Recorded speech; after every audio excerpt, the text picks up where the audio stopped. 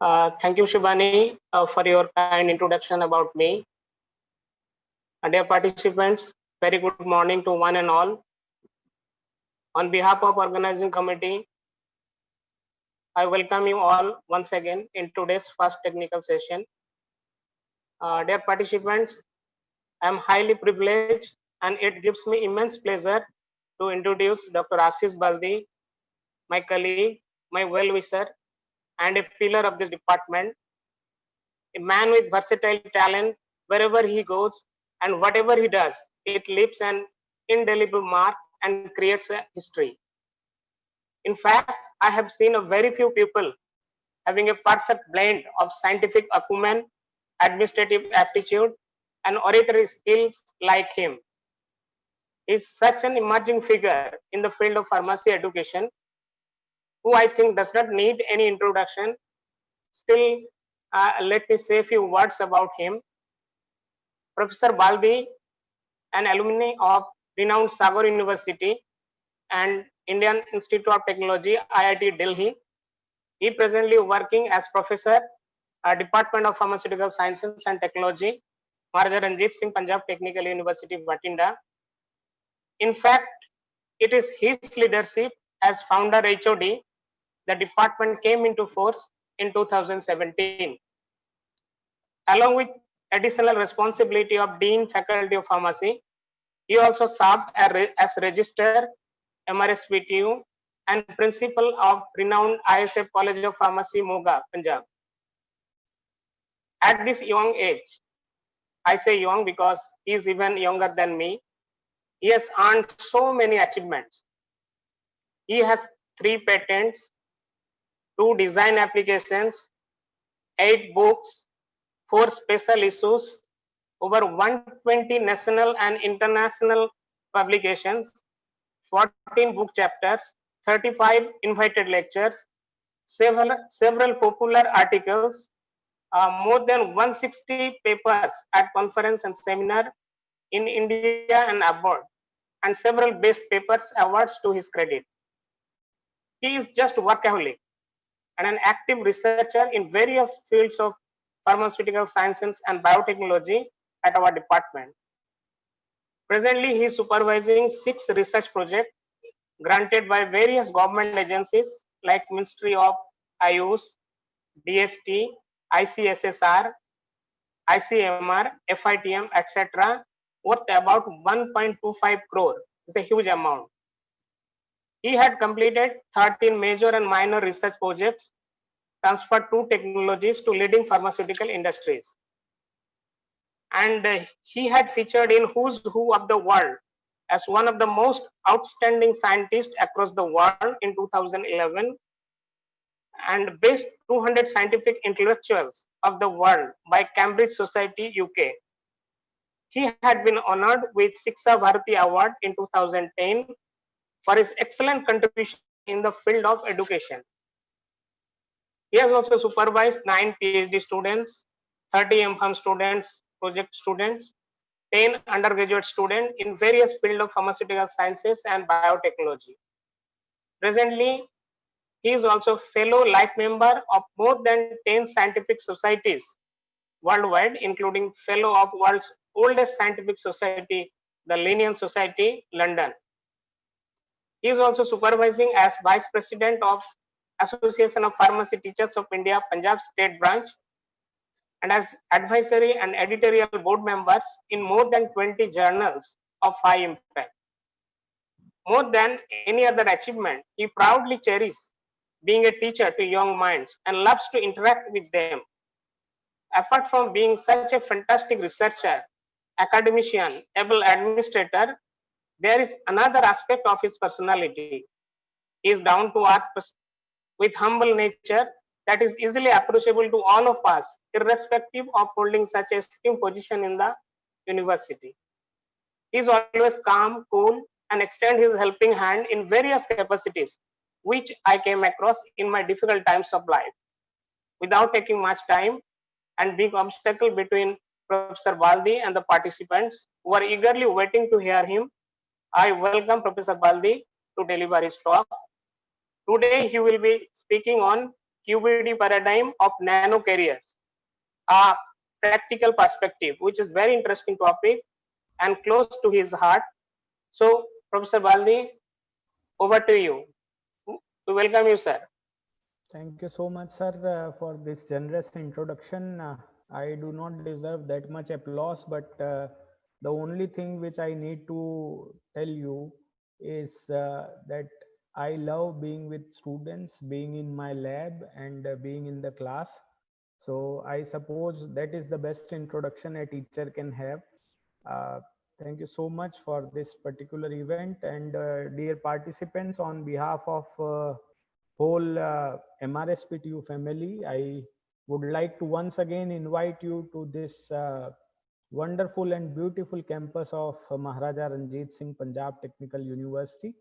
Uh, Dear friends, we all are here since last almost 3.5 years, and we have put every effort to make this seed of this department into turning into a big tree. And we all, including Dr. Uttam, Dr. Rahul, Dr. Amit, and all junior faculties, we are working very hard to put a name to this department. Uh, with this beautiful picture of our campus, I would like to say that if you worship your workplace, I think the flowers of success will blossom and a new dawn will arise in your life. So with these words, I would like to congratulate the organizers, including me also, and also welcome all the participants to this wonderful talk. Now, this particular talk will be in two parts. One part will be the quality by design paradigm for research.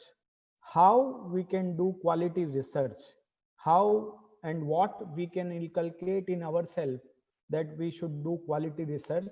And then I will come to a practical example of nano carriers, how we implement quality by design practices in a particular nano carrier system. So first part, I am starting with quality by design paradigm for research. Now, quality by design is nothing but you inculcate the practice, you inculcate the raw material, you inculcate the, you include the all the process parameters in such a way that you come out with a desired quality. And that quality can be in anything, whether you are a student, if you are studying, your quality can be measured in terms of your result, in terms of your knowledge. If you are a teacher, your quality can be measured in terms of your delivery, your knowledge transfer, and all this. And obviously the other parameters like your publications, research and research contributions, technology transfers, patent, and all this. If you are a budding researcher, your quality can be reflected in what kind of work you are doing, but that quality can be achieved if we inculcate the practice of quality in ourselves. And that's why the first part of the lecture will deliver QBD paradigm for research. Dear friends, as far as research is concerned, there are three pillars of research. One is the education system, second the teachers or the researchers, and third the students, the workforce. The mind is teacher, but the students are workforce, and the education system is the environment. And if it is a perfect blend of all these three, then only we can achieve quality research. And therefore when we talk about these three pillars or these three phenomena, we have to understand the lacuna as well as advantage of these three in our perspective.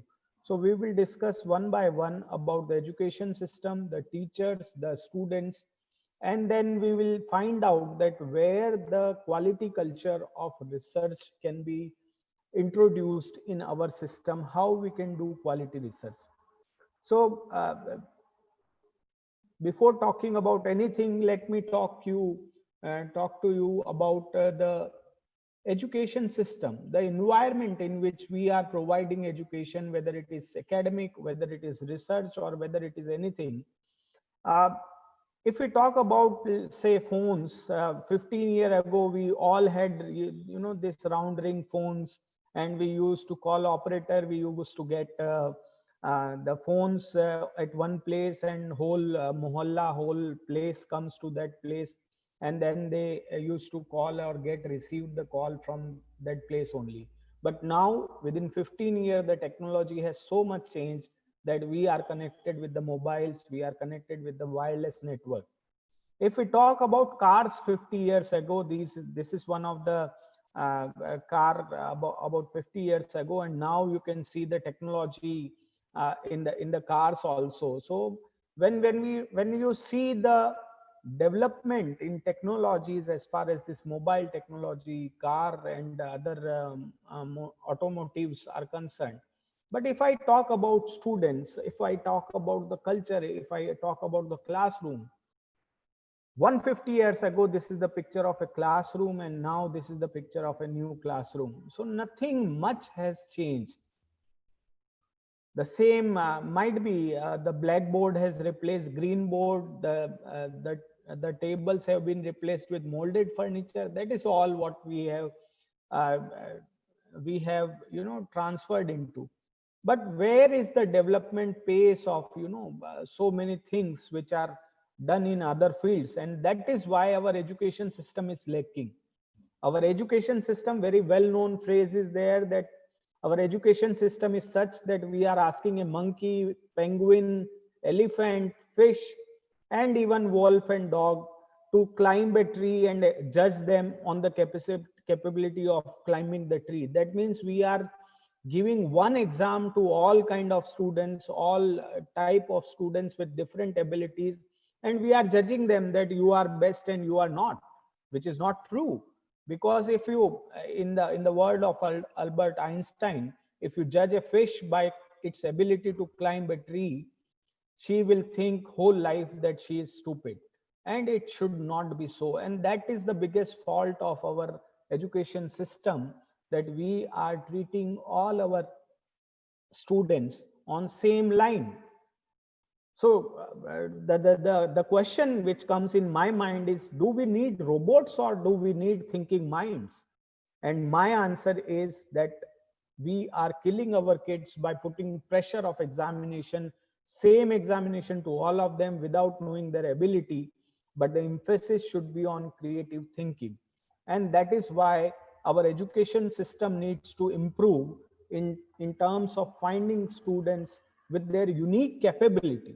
And you find the capability, you harness that skill, you nourish that skill, and then you can turn that particular student into the best one as far as his interest is concerned, his skill area is concerned, and obviously the alignment of the training and skill which we impart in our education system to that students.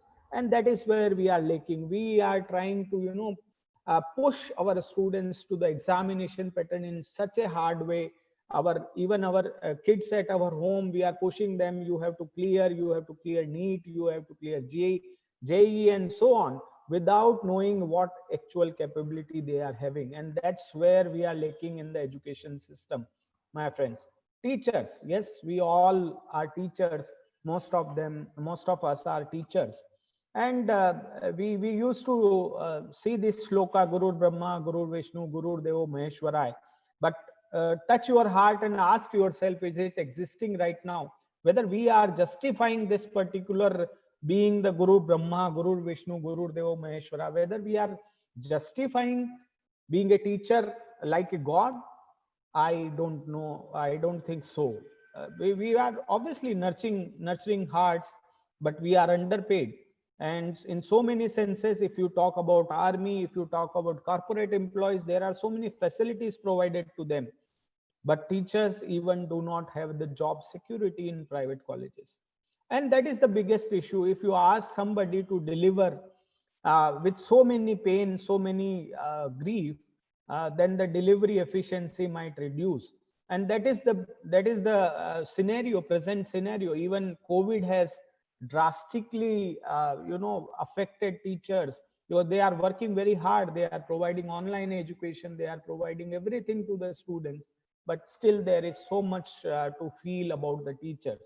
But dear teachers, being a teacher, I want to say that if you enter in a class, those 50-60 minutes, nobody should, fetch those 60 minutes from you. You are transforming some lives, and that is very important. That is the beauty of the teacher, that you are transforming the life of a student, you are transforming the life of the nation. Chanakya has once said, अगर आपको किसी generation को बर्बाद करना है, तो then what you need to do is you need to ruin the teaching system. And if the teacher is ruined, whole next generation will be ruined. So that is the importance of a teacher.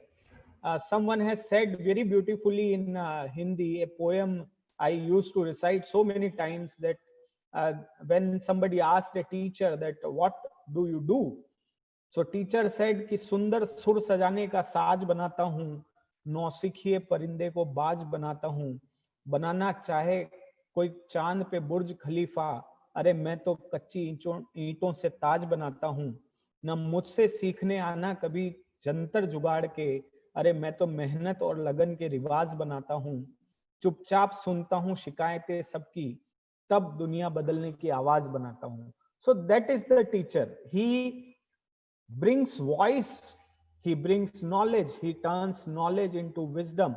And that is the beauty of the responsibility of the teacher is so much in this education system.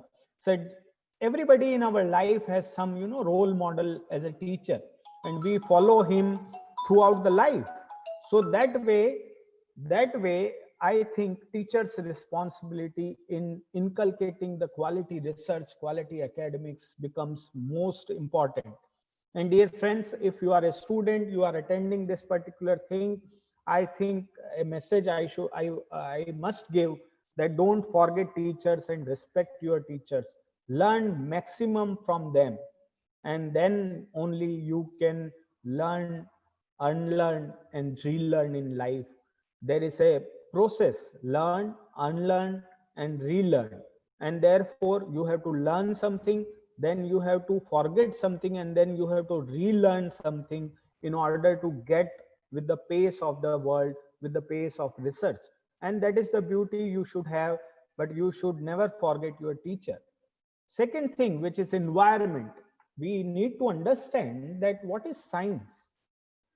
We need to understand that what is the phenomena of a good researcher, what is the quality of a good researcher, and what is the phenomena of doing good quality research. And that is where it is more important. I must say that the science is not a way of thinking, much more than a body of knowledge.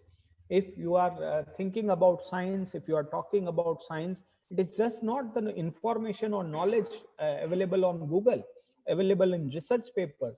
It is your thinking ability which goes beyond that particular knowledge, and then only you can think something novel, something new. And that is where it becomes very important to see things differently. all of us all of us have seen and made tea at our home. हम सबने चाय बनाई है. But have you ever compared this tea making process with the water cycle? We have an ocean, we have studied it in 6th class, 7th class, 8th class, and everywhere, the evaporation cycle, the water cycle. And if I compare both these things in tea making process with this hot boiling water containing chai in the pan, you can imagine that there is a process of reservoir like ocean, which is the tea mixture. Then there is a evaporation with heat. Here it is also evaporation with heat. And if you put a lid over it, if you put a dhakkan over it, I think that the condensation of the drops turning out from vapor due to temperature change goes again to the tea, and it is a perfect example of interpreting the water cycle turning from ocean to evaporation to rain. And that might be the way of looking the things in a scientific perspective. All of us have run with this firki in our hand in our childhood, and we enjoyed a lot running with this colorful firki.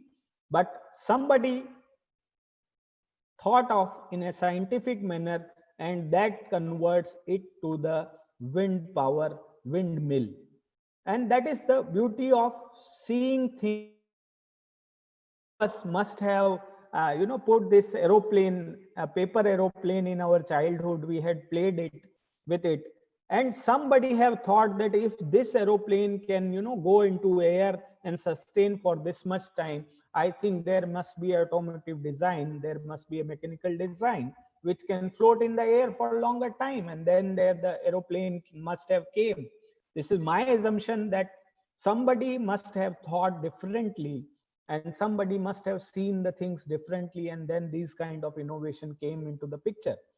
uh, the 80 generation, the 90 generation like us, we used to connect to tin canister with the thread, and we used to talk with friend and father and mother. And that time we never had thought of mobile phones. But I think somebody has again thought differently, and the mobile phone came into picture. Aladdin ka Chirag, we all know and we all appreciate the Aladdin story. And that tells ki if he rub a lamp, a jinn comes and asks for his wishes. I suppose I see the robots as Aladdin ka Chirag nowadays. So science has turned thinking into reality, and that thinking differently is the need of the hour in order to inculcate the research. Uh, as yesterday, Katare sir has also told you that millions saw the apple fall, but Newton was the only one who asked why.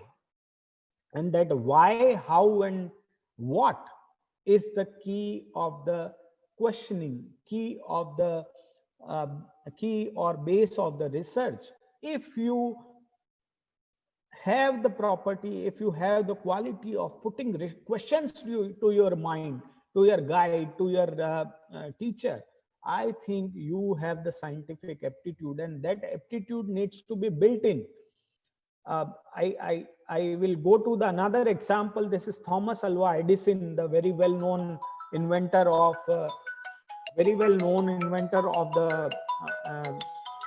of the bulb, the electric bulb.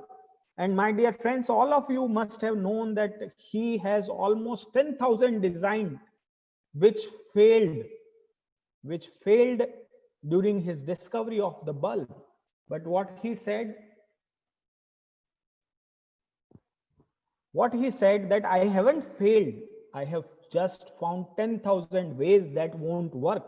And that is the beauty of the research. Research is never a failure. You learn every time when you fail, and then from that learning you need to inculcate the spirit of going to the another solution, and one day or the other you will find a solution like Thomas Alva Edison. So Albert Einstein said that the most important thing is not to stop questioning. Curiosity has its own reason for existing, and this is the basic of research in your life. Whenever you do, whether it is your life, whether it is your research, whether it is your anything, curiosity must be there. If you are not curious, you are dead. Take my words, अगर आपके मन में कोई question नहीं उठता है, that means you are not there. You must be there physically, but you are not there mentally. And that is why I ask a question, that who is the greatest scientist of the world till now? I must say that a child is the greatest scientist, because he has the inquisite, he has the questioning ability of asking everything without any hesitation, and he would love to find a solution till he gets it. And that is the beauty of a child. And I think I must say with this quote that live like an adult but think like a child.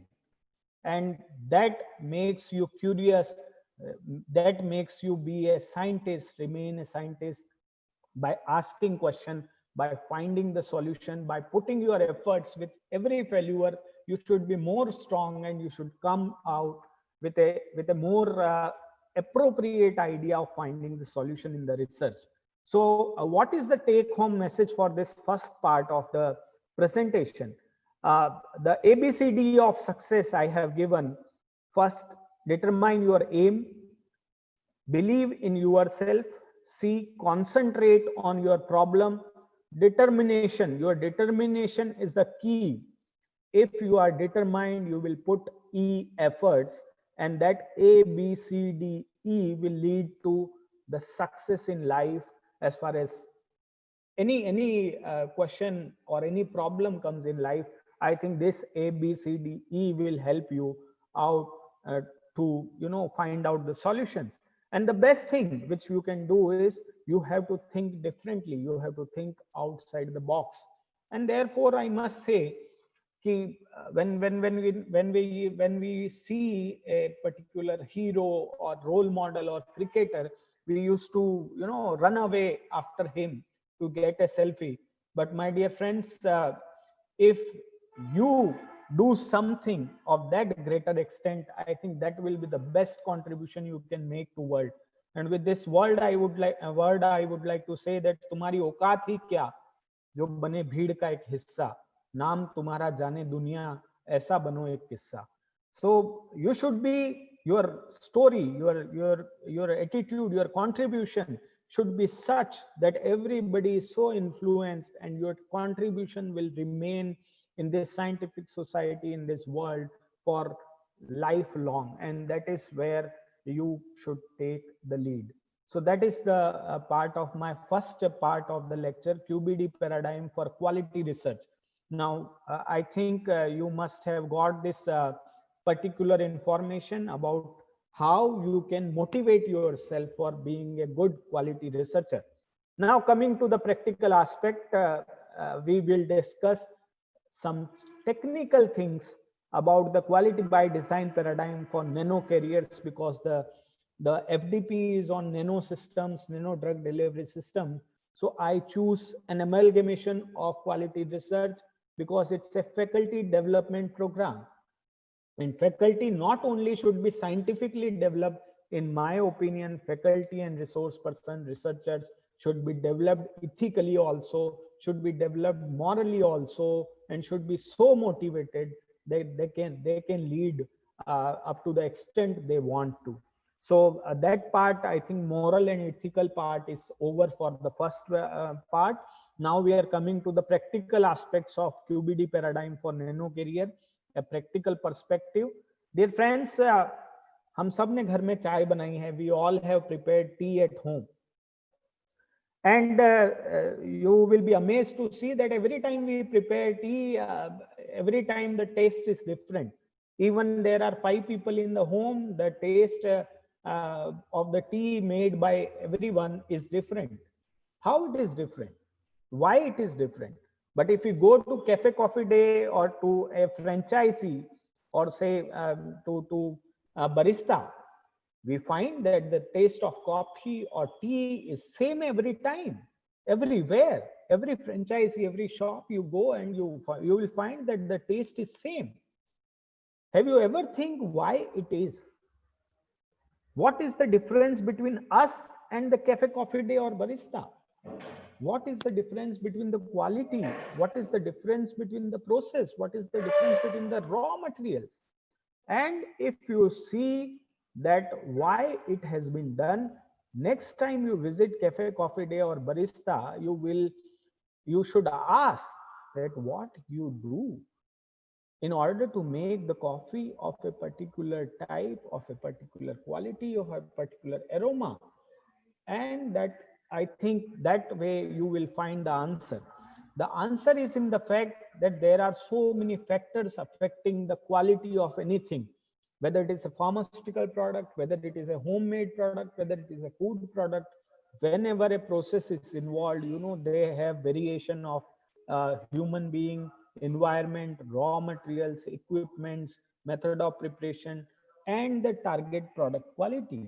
So that means you have variation because of human beings. As I told you, 5 people in the home preparing tea, taste will be different. Raw materials, you can have Tata tea, you can have Taj Mahal tea, you can have local tea, and then the quality will be different. You can have sugar of different kinds.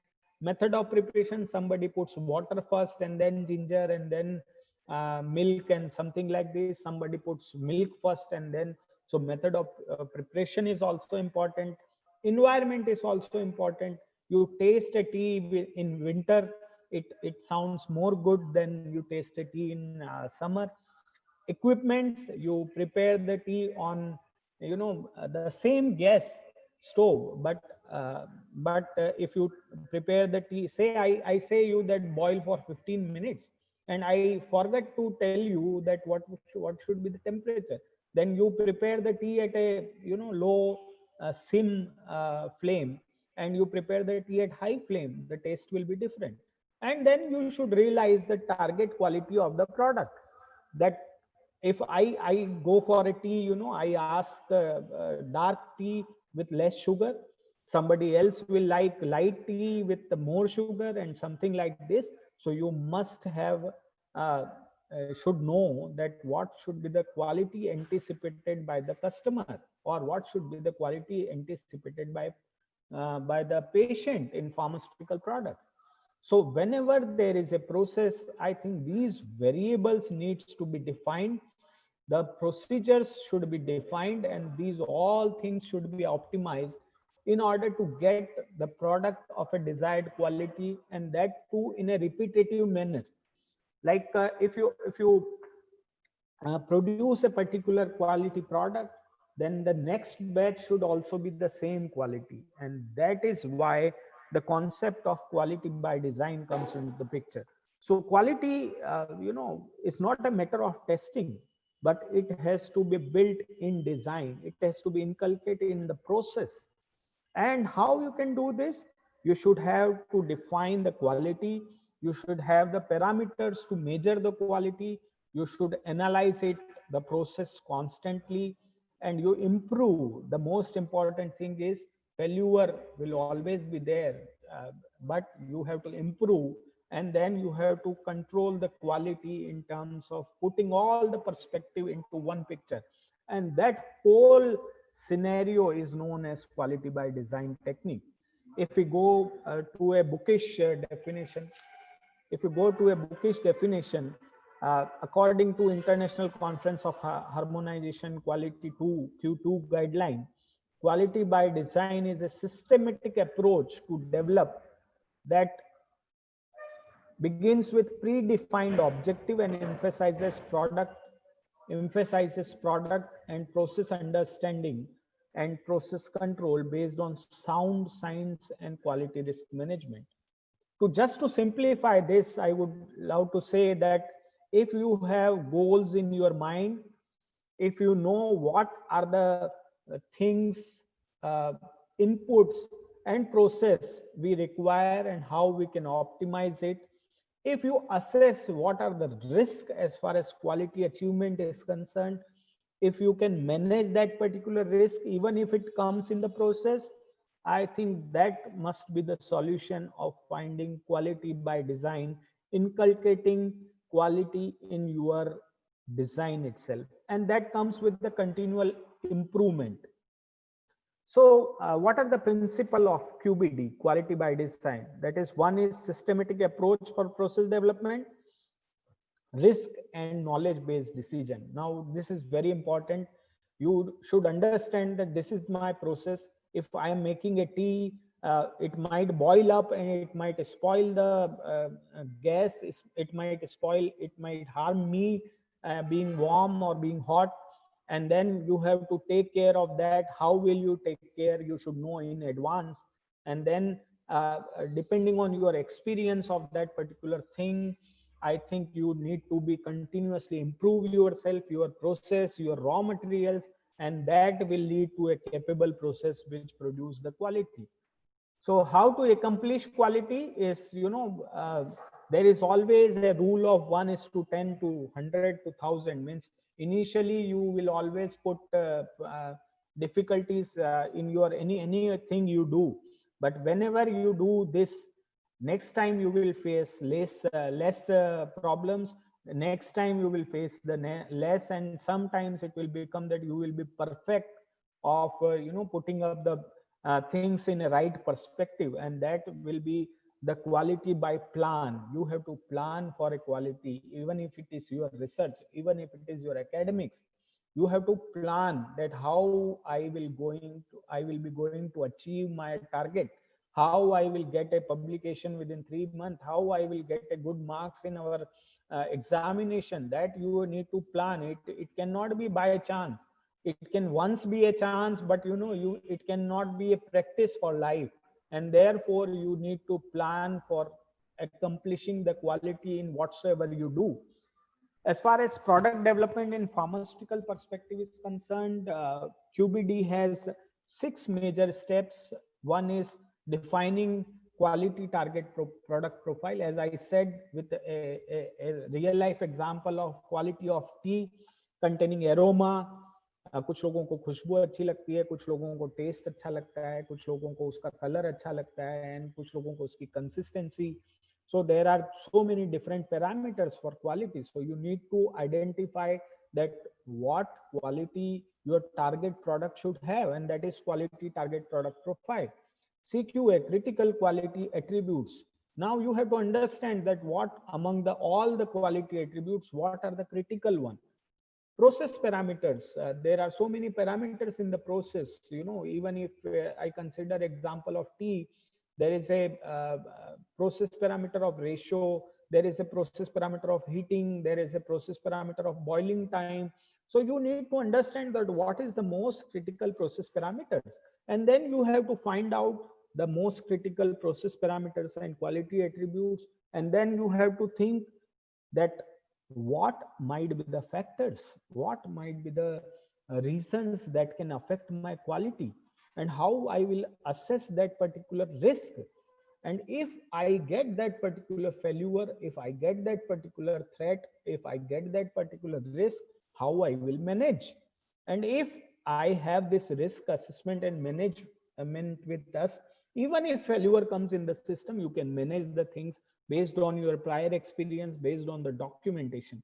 And then for rationalized thinking and optimization, you should have design of experimentation or formulation by design approach, model validation, and defining design space. See, whenever you talk about something, you have to define the space that within this scenario, I will do this. So that is your design space, the space in which you want to work, the space in which your results will not be affected by any external factor. And that is the design space. And you have to validate. Not only you cannot just think that, okay, I have done this, I have assumed this, and this will happen.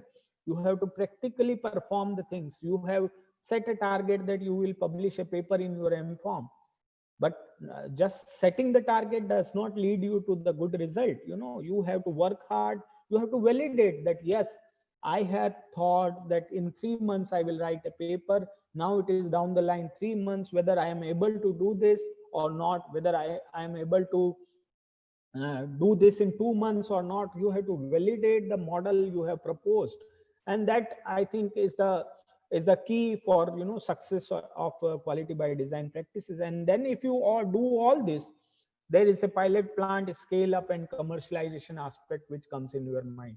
So when you talk about nano carriers, when you talk about pharmaceutical products, you have not only to think about the publication, but you have to think about the commercialization aspect. And when you need this commercialization aspect, I think you should go step by step for quality by design practice. So I already explained critical process parameters are the key variables that affects the production process. Critical quality attributes are the key attributes which will define the quality of the product and very essential for validation process. Critical material attribute, very important. If I give example of tea, the quality of tea, the quality of sugar, the quality of ginger, the amount of that particular things, these are very important. So you need to understand the critical material attribute, the raw material which you are taking on the basis of its physical, chemical, or biological properties. You need to consider that also. And if you consider all these CPP, CMA, and CQA, that will be the best thing. And how will you understand that what is critical? What is critical? If you align all these parameters, CQA, CPP, and CMA, you will find that how much is related to what. and the parameter which has highest relation with quality parameters will be your most critical parameter. So in order to identify what is critical in life, what attribute can be called as critical, you have to understand its impact, its severity. If you are studying, the impact of the, going to a movie is lesser than impact of not learning regularly. So there is a severity element involved into it. So you have to put severity score to your risk, that what is the risk severity, how it can affect the quality. And if it can affect the quality in more severe manner, it is more risky. And then the occurrence level is also important, because if a failure is coming out frequently, if you are going to movie every night, I think this will affect this will affect your performance. So frequency of the risk and its severity, both these parameter will define that how your process will be more critical, how the risk which you are talking about is more critical. And we will go to this, uh, if we go to regulatory aspect, there are three guidelines available in ICH for pharmaceutical product development: ICH Q8 for product development, ICH Q9 for quality risk management, and ICH Q10 for pharmaceutical quality systems. If you study these three guidelines and then plan out your research, I think your product or your research will be more reproducible, of more good quality. So I was talking about quality risk management. You have to understand that what thing links to your quality and what should be the risk. As I told you, that the risk involves two things: frequency or the likelihood of the risk, and risk consequences, its severity. If risk likelihood is low and severity is also low, consequence is also low, its risk severity will be low. If it is accordingly, you will go to low to medium to high, and then you will find a risk matrix to analyze that what quality risk can affect your particular formulation, your particular nano formulation, as far as your desired quality is concerned. So then again, we have to, very importantly, we have to design, we have to define the design space in which you are working, input materials, input process parameters, and their ranges. Design space means the ranges which you are talking about your research. The if you are selecting, I will go to a practical example of it. But this design space will define that if you apply process controls, if you apply analytical measures, if you monitor the parameters, you will get a product with a reduced product variability, with a defined quality, and that is the best quality control strategy. You have to understand that what kind of input material you are having, what kind of process parameters you are having, and in which range you can work upon. How will you analyze, how will you monitor, and then your product can be of the reproducible quality. So what should be the structure of QBD based development? You have to define parameters. You have to define parameters in terms of product quality, in terms of material attributes, in terms of process parameters. You have to design formulation and process to meet the quality attributes you are talking about. Then you have to do the risk assessment and risk control, that is impact of the attributes, its identification, its controlling and monitoring. And how you can do this, we will put a case study of solid lipid nanoparticle which we performed in our lab. Ms. Nupur and Mr. Shubnaman was involved in this particular research. We have prepared a solid lipid nanoparticle for a particular drug in order to increase its bioavailability. So what are the materials? Materials are polymer, surfactant, stabilizing agent, cross-linking agent, organic solvent, aqueous solvent, and drug. So what is the solid lipid nanoparticle? It's a nano carrier system with an average diameter of 10 to 1000 nanometer, and it possesses solid lipid core matrix with solubilized lipophilic molecules. So on the outer side it has a hydrophilic moiety, in the inner side it is a hydrophobic or lipophilic moiety, and the drug which is soluble in more in lipid gets encapsulated, and it can deliver the less aqueous soluble or class 2 biopharmaceutical gasification system drug into a more aqueous solubilized or aqueous bioavailability kind of consideration. So firstly you need to identify what are the materials. So these are the materials which you want to take into the picture. And what will be the QBD steps? You have to identify the quality target profile, material attributes and quality attributes. You have to prioritize. Then you have to do design expert analysis and experimentation. You have to validate and define design space, and then you can go to pilot plant scale up and commercialization. So how we will do this practically? I will give you an example of SLN, solid nanoparticles. Solid lipid nanoparticles have the quality attributes like its size should be 10 to the 1000 nanometer, shape should be spherical as much as possible, drug loading should be maximum, drug release profile should be appropriate, content uniformity must be there in order to approach the dose invariability, stability should be there so that it can be marketed, moisture content is there because it depends on the quality of the product during stability cycle, charged because it can aggregate, form aggregate, and the globule size can change, density and aggregation again related to charge phenomena.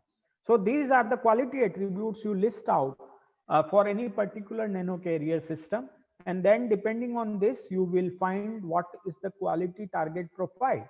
What might be the quality target profile I want that the dosage form should be solid lipid nanoparticle so that it can improve the drug bioavailability. I need that it should be oral, dose strength should be percentage weight by weight, so that I can decide a dose. And then identification in terms of Indian pharmacopoeial standards. API solubility should be high, so I have to see that what API I am taking and what solubility it has. Assay must be in compliance with the pharmacopoeial standards. So, and then container closure system should be appropriate so that it can be having target shelf life. So this kind of quality target product profile, that I want a formulation with this particular quality. You need to understand this first, that what quality I need, and then you have to find out the solutions that how I can achieve this. So this is one of the method we have adopted, heat cross-linking method, in which we have protein solution in oil, water in oil emulsion is formed, then stirring high degree of dispersion at a higher temperature more than 120 degree under constant stirring, coagulation happens and protein converts, and then nanoparticle forms, lipid solubilized phased in the inner core and aqueous phase in the outer core. So what are the materials? I have already explained. What are the process parameters? We are doing homogenization. So time of homogenization, speed of homogenization is important as a process parameter. We are doing stirring. So time and speed of stirring is important. Emulsification, we are doing oil in water, water in oil system. So energy efficiency, emulsification efficiency in terms of surfactant concentration is important. Temperature is again important to make lipid and water ratio at a suitable rate. So that way you can identify that these are the process which I am talking about, and these are the parameters which we should take into consideration while optimizing the drug formulation. Critical quality attribute, as I already told, the measurement parameters should be defined. So size, shape, aggregation, drug loading, content uniformity, and all these parameters, and how it is related to which process parameter, that you need to link, that I aligned in this particular image. So you will understand that what might be the most critical parameter, or what might be the most critical material which can attribute to my quality, desired quality. So depending on that, I have a Ishikawa fishbone diagram to understand that what are the parameters affecting, what are the environmental parameters, what are the characterization parameters, what are the process parameters, what are the raw material parameters, and how I will measure that, and what factors will affect my quality of raw materials, what factor will affect my quality of manufacturing process, what quality will affect my characterization, what quality of environment will affect my final processing. So if I chalk out all these things, I think critical quality attributes of the formulation which you want to design will be addressed if you know what thing can affect in what senses. And that is where your quality by design comes into the picture. This is the risk assessment matrix, and you will see some in green, some in brown, light brown, and some in red. So red indicated that the severity is high and frequency is also high. So on that basis, you can identify that which raw material and which process parameters are very important and which are not. And then you, depending on this risk matrix, you can identify that what might be the parameters which can affect my formulation at the best. And that's why we need to optimize those parameters first. And then you have to understand that if this risk comes, how I will solve. That risk assessment and management practice comes under the quality risk management protocols. So again, then after deciding that what are the critical process parameters, what are the critical raw materials, we had to go to formulation by design. And in formulation by design, we generally use response surface methodology, which is the collective statistical and mathematical techniques useful for developing, improving, and optimizes processes so that a particular quality pharmaceutical product can be made. So in this, we need to select the factors. There are so many factors affecting, like process parameters we have studied, like ingredients we have studied. And then you have to select the factors. You have to put a screening design in place so that it can screen your factors. Whatsoever is important, you have to take that out for optimization design. After optimization, you have to see, validate the optimization, and then the quality product can be formed. So that way, this is the fractional factorial design we have applied for screening of factors, and based on some quality parameters which are very critical quality parameters. These were statistically studied, and then we found that surfactant concentration and homogenization speed was the most important parameters. Then we optimized it based on the response surface methodology. We got the 2D and 3D response curves depending on the design space. Design space is the lower and upper limit concentration of those particular things. We tested at two different levels, and then depending on this fractional central composite design, we optimize this particular design space. Now this design space means that within this space there will be not much effect on the quality. And if you are going out of the design space, your whole mathematical and all relation will be not counted, and therefore you have to be within this design space, or within this optimized space only, or within this optimized concentration only. And then you have a predicted entrapment efficiency and size as far as mathematical model provided by design expert software is concerned.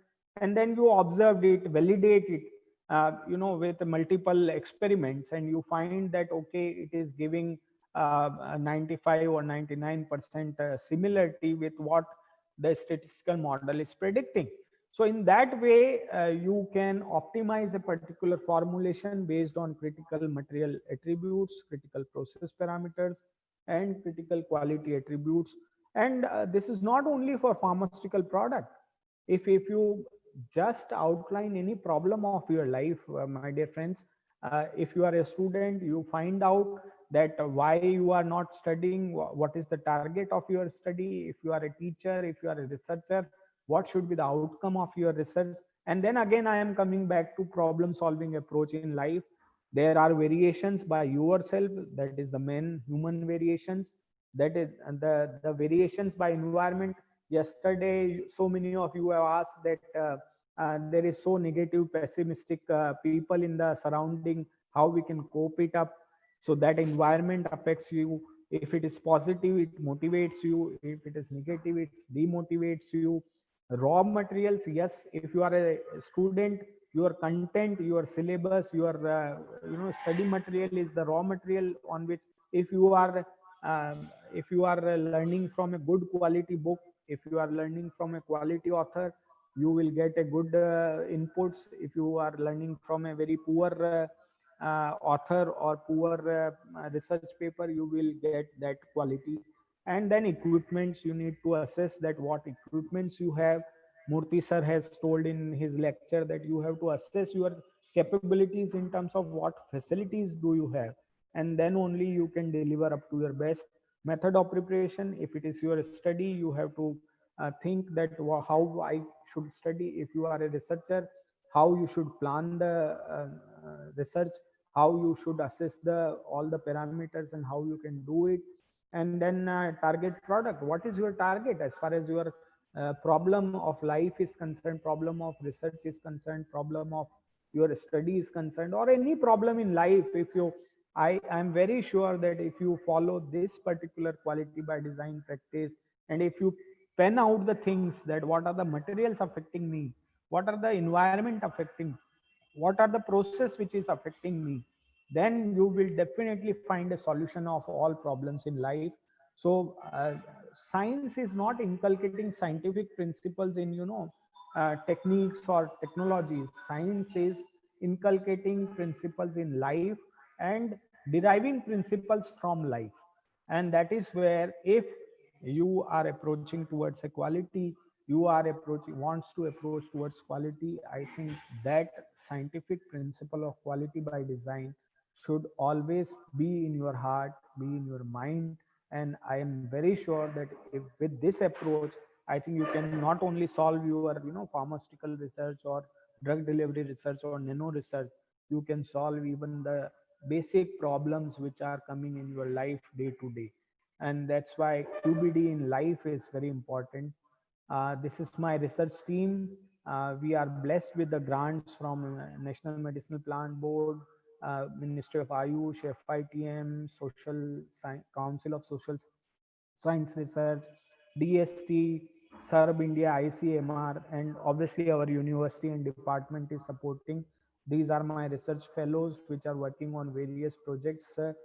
And with these words, I would like to say that you should have 5C in your life: competence, commitment, connection, consistency, and then you can conquer anything in life.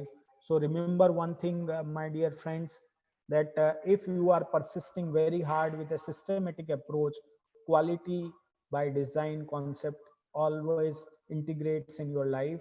And I must say that whenever a problem comes into the life, you must say, or I believe in these words, that उठती लहरों को साहिल की दरकार नहीं होती, हौसलों के आगे कोई दीवार नहीं होती, जलते हुए चिराग ने आंधियों से कहा, हिम्मत है तो बुझा के दिखा, जलने के लिए मुझे कोनों की दरकार नहीं होती. So that spirit of fighting should be there in your mind, your heart, your research. Then you will be able to achieve each and everything in your life. Thank you so much for hearing me. Thank you so much for your patience time. And I must think that at least something you will take away from this particular lecture. Uh, Thank you so much for being with me for this, I think, 1 hour and 10 minutes. I would love to take any question if it is there. Over to the moderator, sir, please. Dr. Uttam, sir. Balde sir, what a nice, interesting, and informative session. I really enjoyed throughout the session. You touched all our hearts, sir, and once again reminded the role and responsibility of being a teacher. Hope all the participants, especially the young teachers, will take note of this. With a lighter note and practical experience in the background of three important pillars like education system, the teacher, the students, you entered into the theme of the technical session. It's very wonderful, sir. You elaborated various technical aspects of the QBD like QTPP, CQS, CMA, CPP. So wonderful, sir. Uh, The participants, as you know, QBD is very much relevant in today's context. It's very much important for product development in R&D department, and nowadays integral part for regulatory submission as well. I hope the participants from diverse field, be it pharmacy or biotechnology or basic science like chemistry, will be very much benefited out of your talk. Thank you so much, sir. So now, with your permission, I would like to raise some questions which we have from our participants. Yes, sir, go ahead. Okay, sir. The first question is from Shivani Panu. She is MPhab research scholar. She is asking, do I need to adopt QBD design for my PG project? Yes, Shivani, you can always, because if you translate your research into industrial perspective, you have to apply QBD as such. Otherwise, there are so much variation. You know that at our lab, there are so much variation in the performance of experiments that you cannot have any reproducible result. And QBD is not about the reproducible result, but it has to be well documented, so that whenever wherever you need to perform it again, it will lead to a same quality product. So whatsoever you are doing in your PG or PhD or something, if you are involving uh, QBD into it, I think that will lead to the most systematic approach for achieving a particular quality. Thank you, sir. Hope Sivan it's clear to you. And now one question, sir, from Mr. Anish Pradhan. He is asking, what is the role of PAT in QBD? Anish, sir, I must congratulate you. You are the one of the most active participant in this FDP I am seeing. So I would love to answer your question. See, whenever you decide a particular quality, you need to understand the importance of measurement of quality parameter and its analysis. You cannot just think that this is the quality. You need to define that this quality can be addressed with which analytical technique. Say for entrapment efficiency, you need to determine the quantity of the drug which is encapsulated or entrapped. So for that you need analytical technique. So in that way, process analytical technique is always, as in very first slide I told you, define, measure and analyze. So this measure and analyze comes under PAT. So process analytical technique need to be really inculcate in QBD practice. Otherwise QBD is a handicap. If you inculcate exact analytical technique with a more validated procedure, then only you can tell that these quality parameters are achieved. And therefore role of PAT, process analytical techniques, is very important. And I think you must have got it. Okay, sir, thank you. Our next question is from Dr. Bappaditya. He is asking, which experimental design should we consider for screening of factors related to that? Often we have to restrict number of trials due to time and money constraints. Then which design would help to select the most important CPP? So, sir, he is asking this question. Dr. Bapaditya, you can go for any fractional factorial design, because full factorial design again will lead to more number of experiments.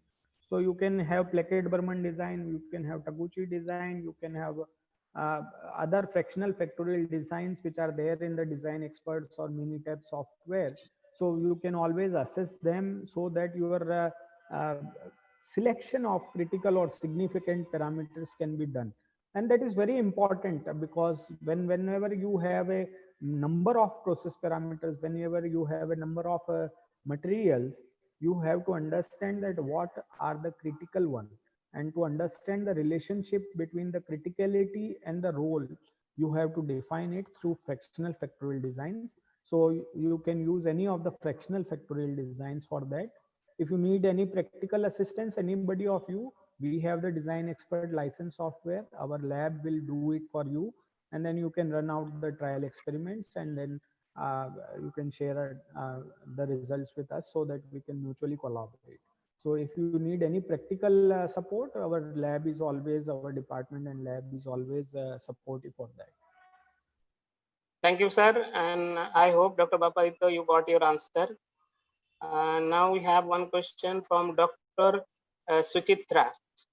She is asking how to calculate severity index of each CPP and CMA on CQA. Dr. Sucharita, actually, I explained in very brief that you have quality risk assessment metrics, but let me elaborate it.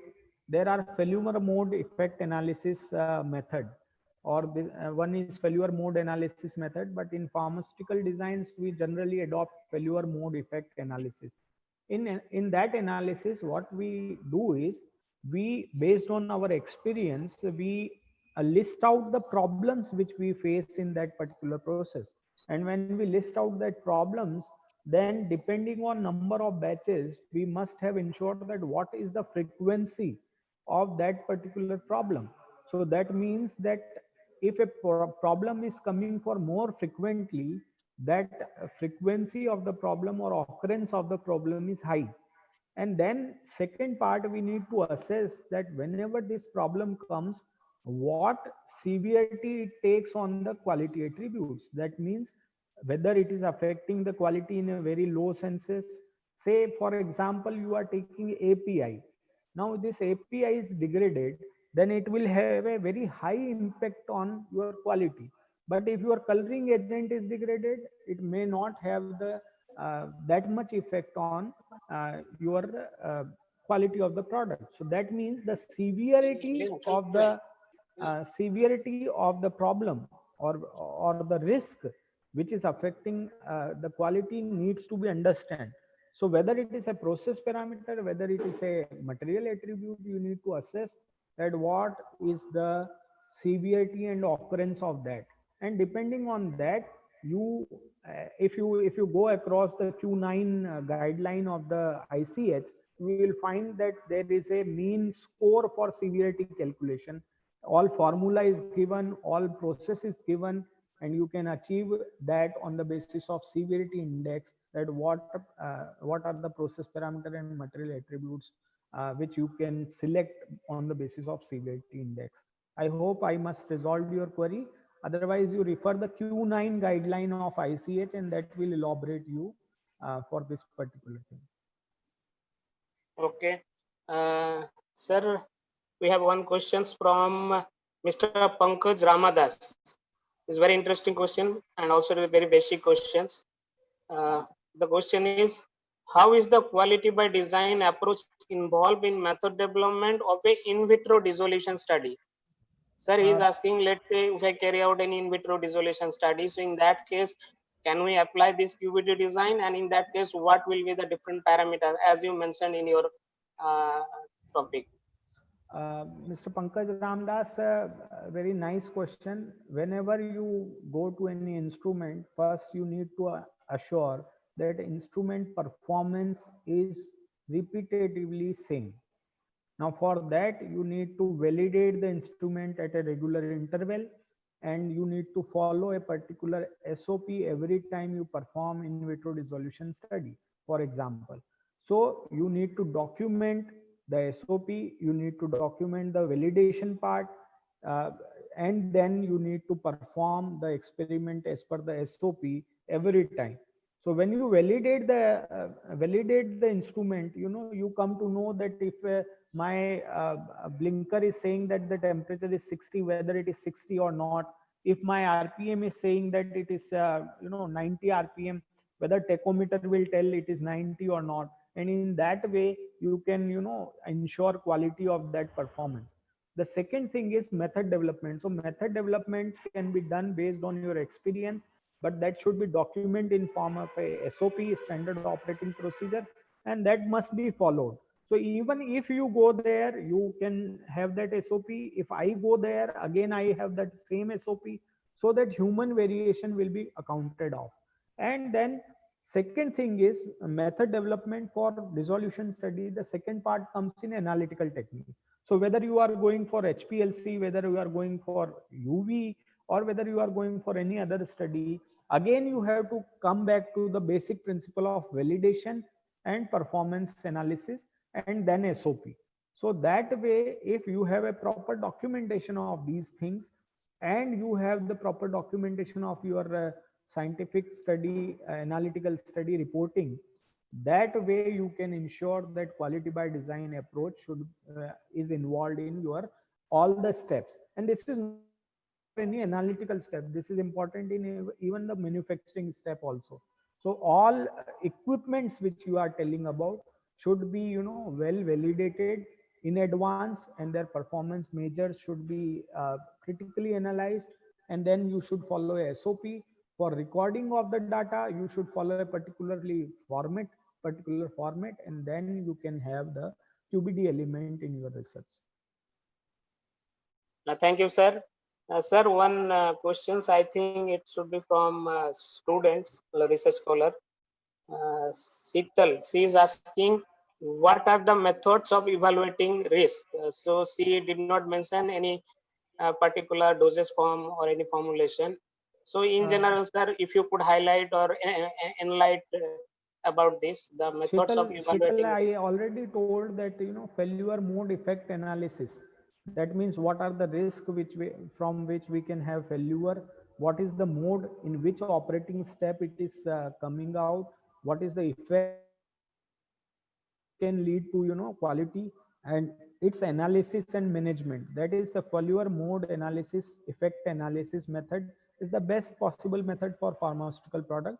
There are other 2 3 methods also, but in my opinion, FMEA is the best method you can follow for pharmaceutical product. Thank you, sir. One question from Sital Rajput. I think you have already answered, but still, if you feel, you can also add more. Like she is asking how to determine CPP and optimize it to reduce variability. Yes, you have the list of process parameters. As I explained you prepare the list of all process parameters which can affect.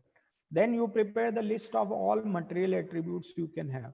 And then you prepare the list of all quality parameters. Now, if you want to identify what are critical, what you need to do is, by your basic knowledge, you understand that, okay, this is the process parameter of homogenization. Now, this homogenization will affect my size, will affect my entrapment efficiency. So you put arrow to that how many size quality parameters this particular process parameter is affecting. So the process parameter which is affecting most number of quality parameter will be the most critical one. In very simple this manner, you can identify what are the most critical parameters, and then you can always assess statistically also through fractional factorial designs. But initially, what you need to understand that what are the process parameters, and what is the relation between this process parameter and say quality attribute 1 size, quality attribute 2 shape, quality attribute 3 entrapment efficiency, quality attribute 4 agglomeration, and so on. So if you take a simple pen and paper strategy, and you can just find out the relations between the process parameter and number of quality attributes, you will find that one particular parameter is affecting 6 quality parameters, another is affecting 4 quality parameters. So 6 has a higher criticality, and in that way you can assess it. Otherwise, scientifically, you should go to your fractional factorial design, and you can always establish that particular relation. Thank you so much, sir. And I think Sital Rajput, you have got your answer. Sir, as we have some time left, can I take one more question, sir? Yes, yes. Sir, very basic question from Robi Narayan Rana. He's asking, is QBD is applicable to different pharmaceutical activity studies? So as Narayan, sir, we have many participants who are very new to this QBD approach. So I asked sir if you could highlight this this simple tablet preparation, let's say, as an example to answer this question. Ravi Narayan, QBD is applicable everywhere in life. Let me tell you very frankly, in every aspect of pharmaceutical research, in every aspect of your research, you can implement QBD. Uh, for example, you are asking about pharmacological activity. So for pharmacological activity, you have to prepare a stock solution, you have to prepare a dose solution, and then you have to train the animal, and then you have to dose out the animal, and then you have to analyze the various biochemical or physiochemical behavior, and the characterization, or what we can say analysis, and then you can come out with a conclusion. So all this step, even the SOP, the documentation of how you will prepare the stock solution, the SOP and documentation, how will you train the animals, how you will perform the dosing, and then how will you take samples, and then how will you analyze it on analytical procedures like serum samples or whatsoever sampling technique you are adopting. So anywhere, wherever there is three elements involved: human, process, and machine, you can apply QBD. And QBD is nothing. QBD is just to ensure that whatsoever you are doing is reproducible with the same quality. So even if it is Ravi Narayan is not there, Jamal Ahmed Khan is there, or Dr. Sucharita is there, anybody who is applying to that SOP, who is sticking to that protocols, lead to a same result. And that is what the beauty of QBD is there. And why industry is following it? Because industry has different batches, different people comes in different batches, shifts, and they produce the same quality product. So how it can be achieved? If you follow QBD protocols, if you follow QBD documentation, if you follow all the things in a systematic manner, we will approach to the same quality. And that is the beauty of QBD. So meaning that, sir, we can apply QBD wherever the quality is concerned, Yes, isn't yes. it? Okay. Sir, I will take one more questions because it's very interesting questions. This is from KC Panigrahi. He's asking whether we use artificial neural networking for optimization. Is there any difference between QBD and ANN? Sir, he is Uh, asking whether instead of RSM we can use ANN for yes, yes, yes. optimization. You can use any technique. Artificial neural network I have used in my PhD, for simulation and modeling purposes. If you can be able to define your design space with any mathematical correlation, you can adopt that technique. But ANN will be the part of QBD. ANN cannot replace QBD. ANN can replace FBD. And one part, that is what I told you, that response surface methodology, that methodology part you can replace with ANN, depending on if you have a particular neural network which can establish the correlation between the observations and the results in more scientific and statistical manner. So if you are adopting ANN in terms of FBD, it is good enough. But rest of the QRM part, rest of the CPP and identification part, criticality part, all this you need to follow. Only thing is, in place of response surface methodology, if you have a good correlative ANN established, you can replace it, and then you can come out with the same conclusion. But let me tell you, as far as pharmaceutical companies are concerned, ANN is not that much of useful. Yes, if bio devices are concerned, if biotechniques are concerned, then they are using ANN much in QBD practices for device development rather than formulation development. So that is what I would like to say. Thank you so much, sir. Hope we have covered most of the questions. A lot of appreciations in the chat box. So this talks a volume about your presentation. Out of them, I would like to read one for you, sir. It's really an encouraging moment for budding faculties like me. Thank you, sir, for such a wonderful and motivating words. Thank you Thank so you much, so much. everybody. Thank you so much, Dr. Uttam sir. Once again, on behalf of MRSPT family, I wish that we will be joined together in subsequently after FDP also. And I must thank everybody associated for this particular event. Thank you so much. Sir, just 1 minute, sir. With a kind gesture and sense of gratitude, it's our honor to present a token of appreciation, a certificate for you, sir. Please acknowledge it. I know you don't bother all these things because you have achieved so much in life. Still, it's our small gesture against your immense contributions, especially for organizing this FDP. Thank you so much, sir.